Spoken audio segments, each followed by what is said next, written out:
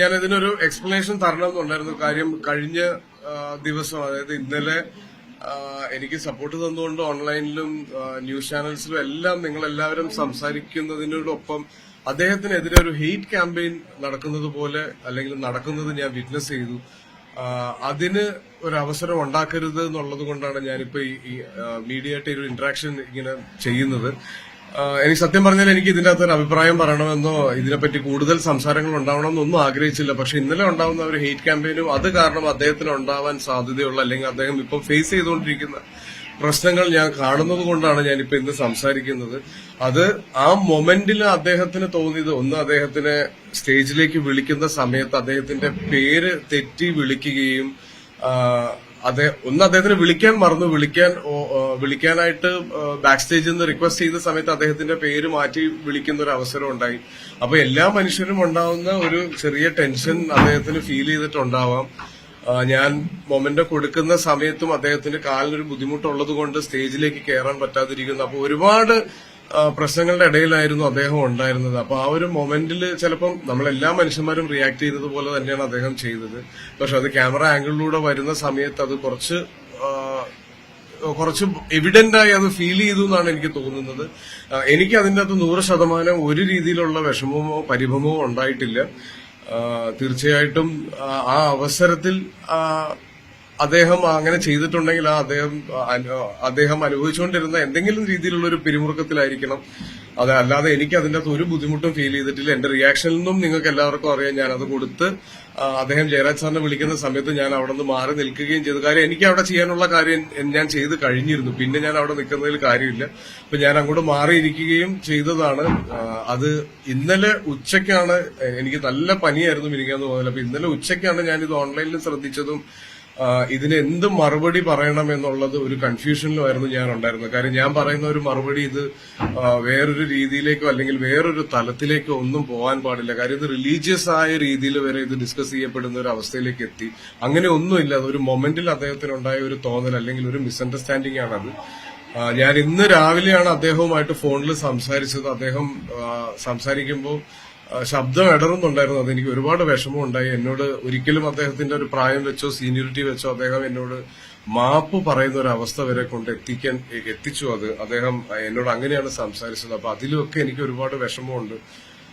അപ്പൊ ഞാൻ വീണ്ടും പറയുന്നു, എനിക്ക് സപ്പോർട്ട് തന്നതിൽ എനിക്ക് ഭയങ്കര ട്രെമൻഡസ് ആയ അല്ലെങ്കിൽ ഒരു ഒത്തിരി സന്തോഷവും അഭിമാനവും തോന്നിയൊരു ദിവസമായിരുന്നു ഇന്നലെ. എന്നെ ലോകത്തുള്ള എല്ലാ മലയാളികളും അവരെ കൊണ്ട് പറ്റുന്ന രീതിയിൽ എന്നെ സപ്പോർട്ട് ചെയ്യുന്നത് സോഷ്യൽ മീഡിയ ത്രൂവും ന്യൂസ് ചാനൽസ് ത്രൂവും അതിന്റെ ഡിസ്കഷൻസും എല്ലാം ഞാൻ കണ്ടു. അതിലൊക്കെ എനിക്ക് ഒരുപാട് സന്തോഷമുണ്ട്. എന്നെ ആളുകൾ ഇത്രയും ഇഷ്ടപ്പെടുന്നു.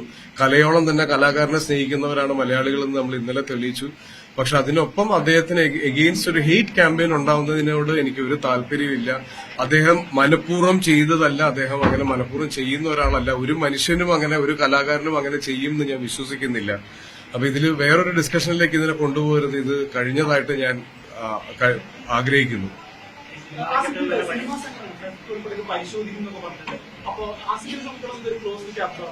തീർച്ചയായിട്ടും ഞാനിതൊരു എന്റെ ഒരു ഓപ്പൺ ചാപ്റ്റർ പോലും അല്ല ഇത്. ഞാനിത് അന്ന് ആ ജയരാജ് സാറ് വന്ന് അദ്ദേഹത്തിന് മൊമെന്റ് കൊടുക്കുന്ന സമയത്ത് തന്നെ എന്റെ റോൾ അവിടെ കഴിഞ്ഞതാണ്.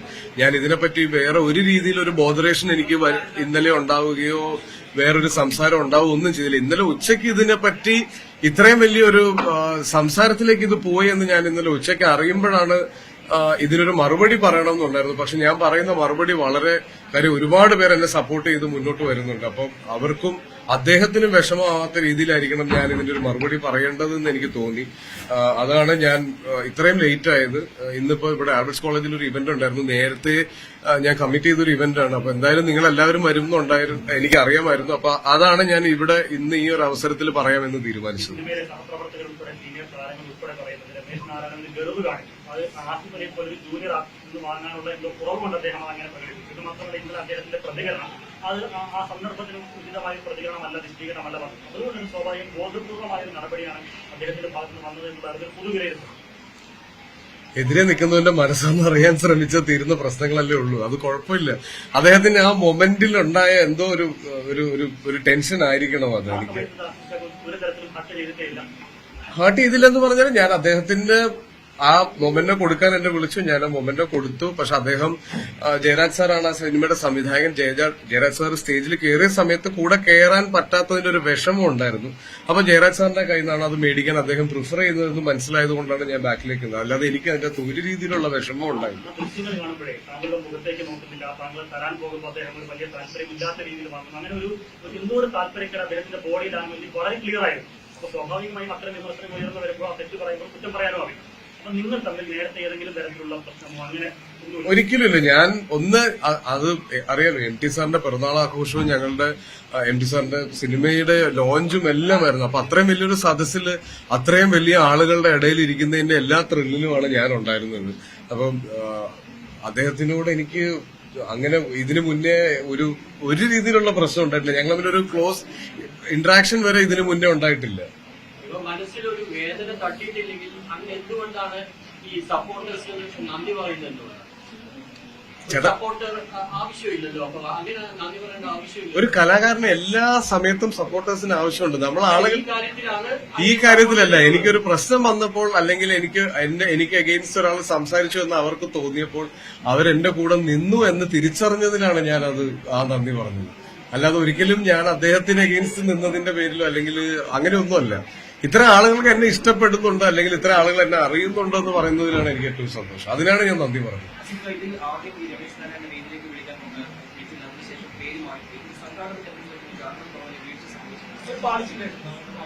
അത് ഹ്യൂമനാണ്. നമ്മളൊരു ലൈവ് ഇവന്റ് ചെയ്യുന്ന സമയത്ത് സംഭവിക്കാൻ സാധ്യതയുള്ള തെറ്റുകൾ മാത്രമേ അവിടെ സംഭവിച്ചിട്ടുള്ളൂ. അത് അത്രയും 9 സിനിമകളോളം അവിടെയുണ്ട്. ആ 9 സിനിമകളിലെ ആളുകളെ വിളിക്കുന്നതിന്റെ ഇടയിൽ എവിടെയോ ഒരു പിഴവ് പറ്റുന്നതാണ്. നമ്മളെല്ലാവരും ലൈവ് ഇവന്റ്സ് ചെയ്യുന്നതും പാർട്ടിസിപ്പേറ്റ് ചെയ്യുന്ന ആൾക്കാരുമാണ്. നമുക്കറിയാം ഇത് സ്വാഭാവികമായിട്ട് സംഭവിക്കാറുള്ളതാണ്. ചിലതിന് ശ്രദ്ധ കിട്ടാറുണ്ട്, ചില കാര്യങ്ങൾക്ക് ശ്രദ്ധ കിട്ടാറില്ല. അപ്പൊ ഇന്നലെ അതിനൊരു കൂടുതൽ ശ്രദ്ധ കിട്ടിയെന്ന് മാത്രമാണ് എനിക്ക് തോന്നുന്നത്. അതാണ് ഞാൻ നേരത്തെ പറഞ്ഞത്. ആ ഒരു ഹെയ്റ്റ് ക്യാമ്പയിൻ ഇതോടുകൂടി അവസാനിക്കണം. അത് ഒരിക്കലും അദ്ദേഹത്തിനെ പോലെ ഒരാൾ മനഃപൂർവ്വം അങ്ങനെ ചെയ്യുമെന്ന് ഞാൻ വിശ്വസിക്കുന്നില്ല.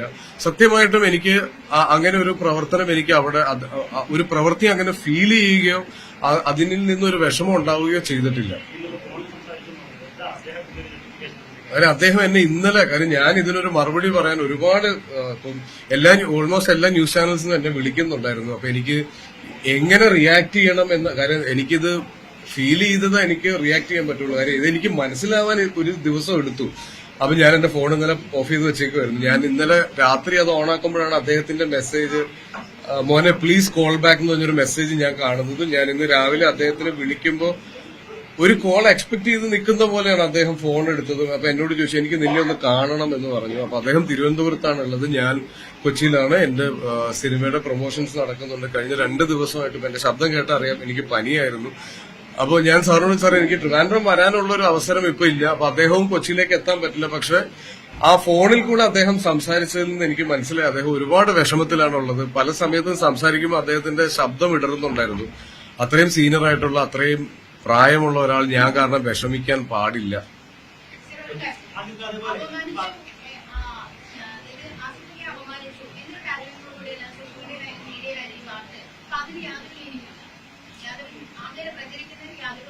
ഇല്ല, എന്നെ ഒരു രീതിയിൽ അദ്ദേഹം അപമാനിച്ചതായിട്ട് എനിക്ക് ഫീൽ ചെയ്തിട്ടില്ല. പക്ഷെ ഞാൻ അതിൽ കൂടുതൽ ഡിസർവ് ചെയ്യുന്നുണ്ടെന്ന് തോന്നിയ ആളുകൾക്കായിരിക്കാം അതെനിക്കൊരു അപമാനമായിട്ട് ഫീൽ ചെയ്തു.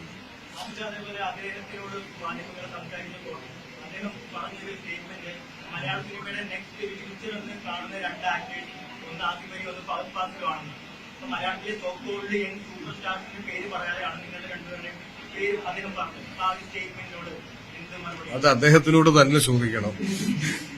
Thank you. അപ്പൊ എനിക്കിത് പറയണമെന്നുണ്ടായിരുന്നു. ഞാൻ വീണ്ടും ആവർത്തിക്കുന്നു, അദ്ദേഹത്തിനെതിരെ ഒരു ഹെയ്റ്റ് ക്യാമ്പയിൻ നടക്കുന്നുണ്ടെങ്കിൽ അത് ഇതോടെ അവസാനിക്കണം. കാര്യം ഓൺലൈൻ അല്ലെങ്കിൽ മീഡിയ അല്ലെങ്കിൽ നമ്മള് ഒരു അറ്റാക്ക് ചെയ്യപ്പെടുന്ന ഒരു അവസ്ഥ വരുമ്പോൾ എന്താണ് മനസ്സിലുണ്ടാകുന്ന വിഷമമെന്നും അദ്ദേഹത്തിന് ഇഷ്ടപ്പെടുന്നവരും അദ്ദേഹത്തിന്റെ ചുറ്റുമുള്ളവർക്കും ഉണ്ടാകുന്ന ബുദ്ധിമുട്ടും എന്താണെന്ന് നമുക്ക് എല്ലാവർക്കും അറിയാം.